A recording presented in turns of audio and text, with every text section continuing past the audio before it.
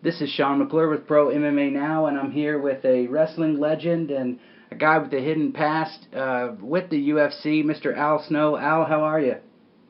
I'm doing great. How are you? I'm doing well, but before we get anything, let me just tell you, Overtime is my new favorite movie.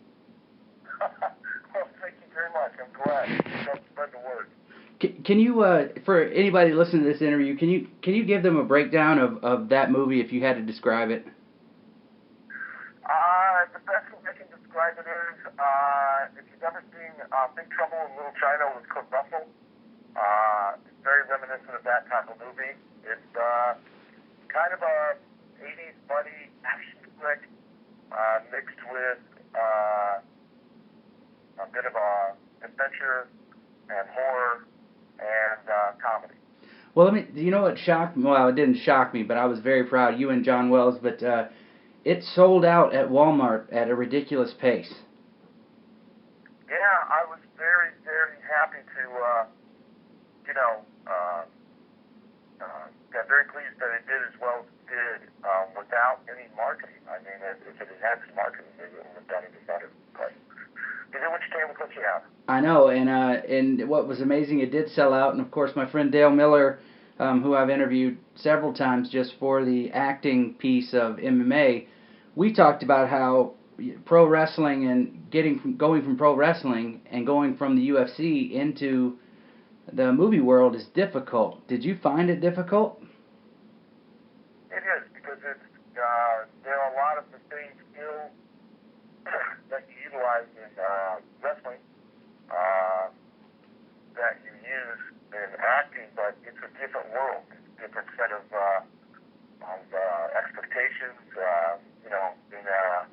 In wrestling, you're portraying a character that really kind of is just an extension of who you really are, and you develop it, and you're more inclined to have a little more freedom as far as improv and things like that. Or in the acting, you've got to. It's as strange as it may sound. It's hard. It's difficult for me to not have to do it in one take. Not have to do it knowing that I'm live and that I've only got one shot at it, and that I've got anywhere from 30 seconds to 2 minutes to tell a story and develop a character. On the film set, I've got God knows how much time, and you can do multiple takes. Ask for a line. That's tough, and not getting that immediate feedback, that immediate emotional response is unusual. You've got to wait sometimes a year or a year and a half before you get to see the finished product and see how your performance and your character help tell that story. So it's a little different. And that's one of the questions I had was drawing off the crowd and getting that you get your immediate appreciation or judgment from the audience, and you put all your heart and soul into a take, and you're not really sure how it's going to be received, like you said, until years later. And are you still involved with wrestling? Are you still actively involved? Yes, I still get I still get to wrestle in the ring, not as often, and but I still do. I do. I work with TNA still, Right. as a producer, and I help to run their developmental program in Louisville, Kentucky, with OVW, and I just continue to plug away. I mean, I've been a very fortunate, very blessed guy to get to do what I've wanted to do for as long as I've wanted to do it. I mean, it's been great. So, I've been doing this coming up will be 32 years. Oh my gosh. So, this May. I don't know very many people who could stay at a job for 4 years, So obviously doing what you love makes it easier. Yes. I've been on vacation for practically 32 years. I have to tell you this. Knowing that you're affiliated with TNA, when TNA first came out, I mean, I'm not trying to do a plug for the company, but when TNA first came out, there was a lot of negativity about it. And, you heard it. The internet wrestling community immediately knee-jerked Well, now in the past 6 months, I've seen a lot of talk. I scour those forums. I'm not going to lie, and a lot of talk about how some of the things that TNA is doing has translated over into the WWE with the Shield or other aspects. Do you think that that is a sign that TNA is starting to gain momentum? Yeah, I do. And you got to understand, I mean, you're comparing apples and oranges when you're comparing TNA and WWE. WWE's been around for decades. Right. Literally decades. TNA's been around for just the last 10 years, you know. And it takes time. It takes a dramatic amount of time, you know, to build an audience, build brand awareness, you know. And, you know, it's tough. You've got, you're in an industry that is based solely on your talent, and your talent are not learning or the proper skills to perform the way they need to drive this. You know, it's very challenging.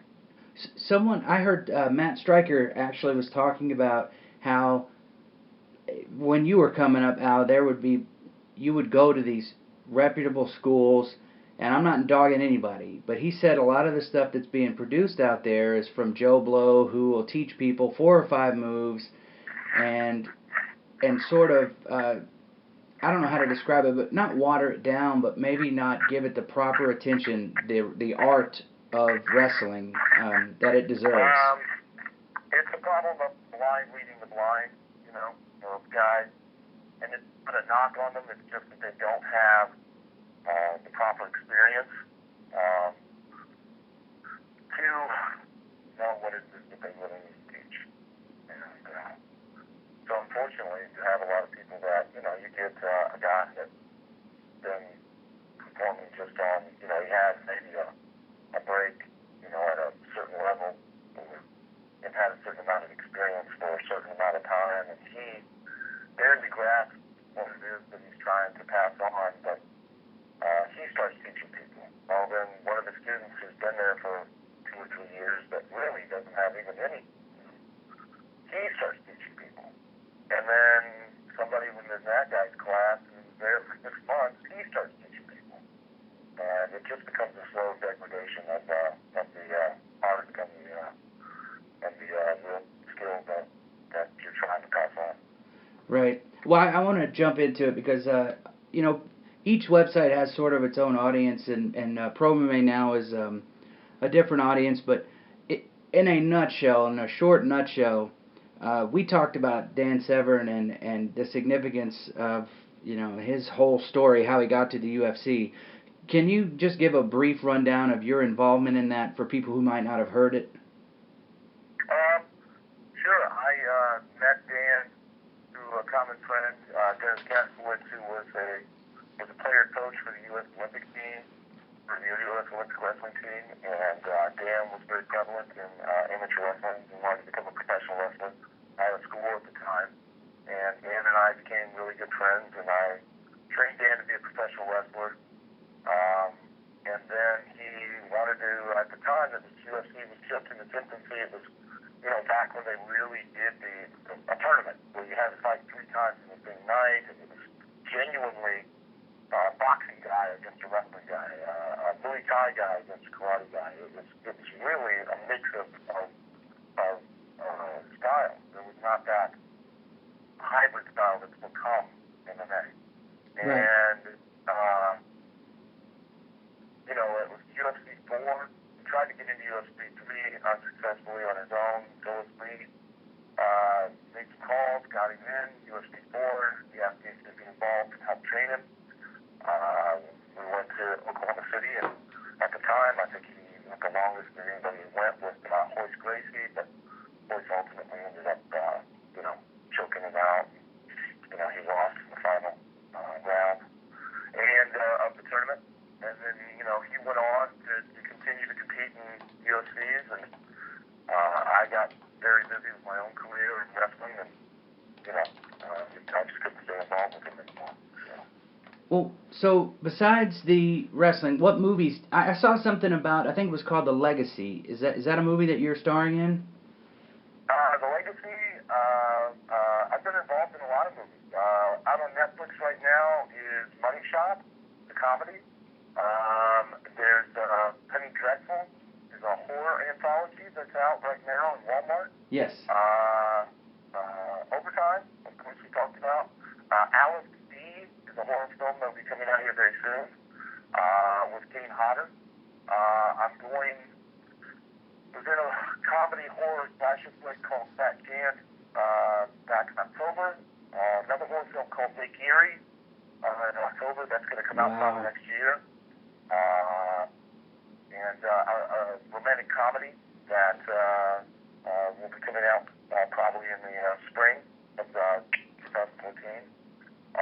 So, I'm going to Connecticut this here in a week or two to do work on a film, kind of a sci-fi film and another horror film while I'm up there. I don't know when those will be out, but I'm, slowly trying to get more and more involved in acting and doing more stuff there.